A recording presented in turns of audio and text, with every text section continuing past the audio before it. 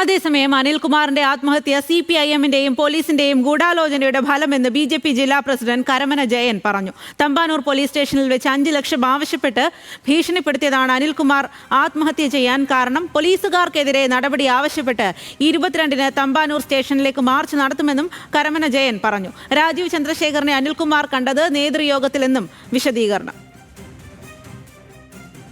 CPM പോലീസിന്റെയും ഒരു ഒത്തൊരുമിച്ചുള്ള ഒരു ഗൂഢാലോചന തന്നെയാണ് ഈ മരണത്തിലേക്ക് വഴി തെളിയിച്ചു എന്നുള്ളതാണ് ഞങ്ങൾ പറയുന്നത്.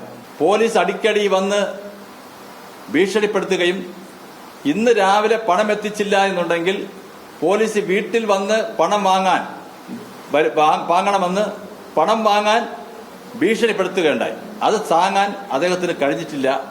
ആ ഒരു കുടുംബത്തിന്റെ ഒരു അഭിമാനവും നഷ്ടപ്പെടുമെന്നുള്ള വളരെ ഭയാനകമായ ഒരു മാനസിക അന്തരീക്ഷം അദ്ദേഹത്തിന് സൃഷ്ടിച്ചതിന്റെ അടിസ്ഥാനത്തിലാണ് ഈ മരണം സംഭവിച്ചതുള്ളതാണ് ഏറ്റവും അവസാനം കിട്ടിയിട്ടുള്ള വിവരം. കൂടുതൽ വിവരങ്ങളുമായി അർജുൻ രാജാണ് ചേരുന്നത്. അർജുൻ, ഈ വിഷയത്തിൽ BJP വലിയ തരത്തിൽ പ്രതിരോധത്തിലായിരിക്കുന്ന ഒരു അവസ്ഥയിലാണ് ഇത്തരം ഒരു നിലപാടുമായി കരമന ജയൻ എത്തിയിരിക്കുന്നത് എന്നുള്ളതാണ്. ആത്മഹത്യാ കുറിപ്പിൽ വരെ കൃത്യമായിട്ടുള്ള കാരണങ്ങൾ വ്യക്തമാണ്. അപ്പോൾ ഏത് രീതിയിലാണ് BJP-യുടെ ഒരു വിശദീകരണം ഇക്കാര്യത്തിൽ?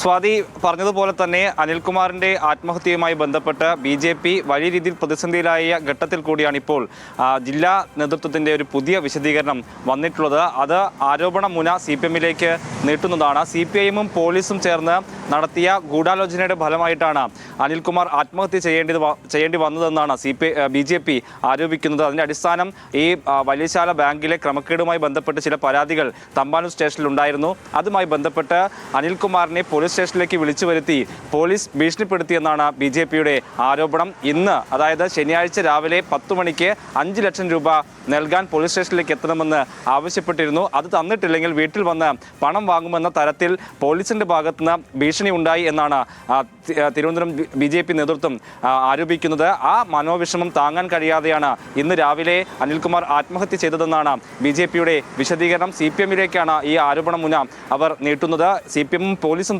ചേർന്ന് തയ്യാറാക്കിയ ഗൂഢാലോചനയുടെ ഫലമായിട്ടാണ് അനിൽകുമാറിന് ആത്മഹത്യ ചെയ്യേണ്ടി വന്നതെന്നും BJP ആരോപിക്കുകയാണ്. അതേസമയത്ത് 2 ദിവസം മുൻപ് വരെ അനിൽകുമാറിനെ കണ്ട് സംസാരിച്ചിരുന്നുവെന്ന് ഫേസ്ബുക്കിൽ പോസ്റ്റ് ഇട്ടത് BJP-യുടെ സംസ്ഥാന അധ്യക്ഷൻ രാജീവ് ചന്ദ്രശേഖർ ആയിരുന്നു. പക്ഷേ അതൊരു കൂടിക്കാഴ്ചയായിരുന്നില്ല. നേതൃയോഗത്തിനിടയ്ക്ക് അതെ, അത് തന്നെയാണ് അർജുൻ. എന്തായാലും വലിയ തരത്തിൽ പ്രതിരോധത്തിലായിരിക്കുന്നതിന്റെ ഭാഗമായിട്ടാണ് BJP ഇപ്പോൾ ആരോപണങ്ങളെല്ലാം CPM-ന്റെ നേരെ തിരിച്ചുവിടുന്നത് എന്നുള്ളതാണ്. ആ വിവരങ്ങളാണ് അർജുൻ രാജ് നൽകിയത്.